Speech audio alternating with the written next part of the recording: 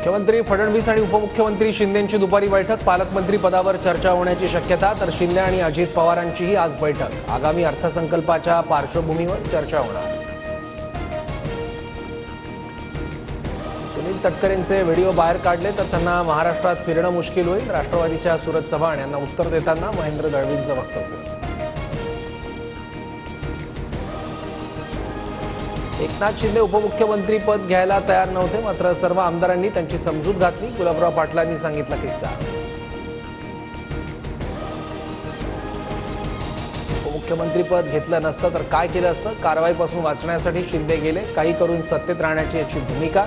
संजय राऊतांची टीका।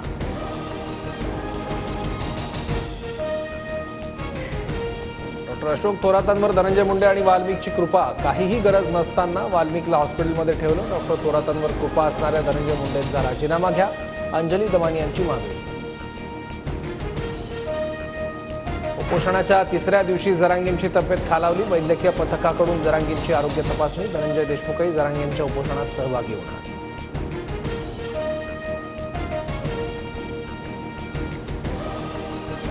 बीडमधील महादेव मुंडे हत्या प्रकरणी कुटुंबीय आज पोलीस उपअधीक्षकांना भेटणार। ऑक्टोबर 2023 मध्ये महादेव मुंडे यांची हत्या।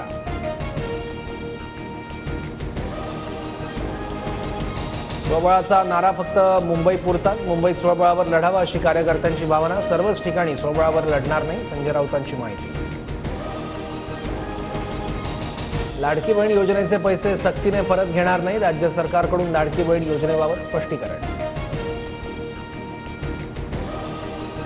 नालासोपाऱ्यात आज पुन्हा तोडक कारवाई होणार। नागरिक आक्रमक होण्याची शक्यता। वसई विरार महापालिकेची 23 जानेवारीपासून 41 अनधिकृत इमारतींवर तोडक कारवाई सुरू। कोस्टल रोड आजपासून वाहतुकीसाठी पूर्ण क्षमतेने सुरू। मरीन लाईन्स ते वांद्रे सेलिंग प्रवास 10 मिनिटात पूर्ण होणार।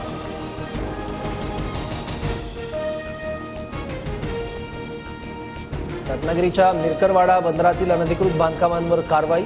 नितेश राणेंच्या दौऱ्यानंतर शासकीय जागेतील अनधिकृत बांधकामांवर बुलडोझर।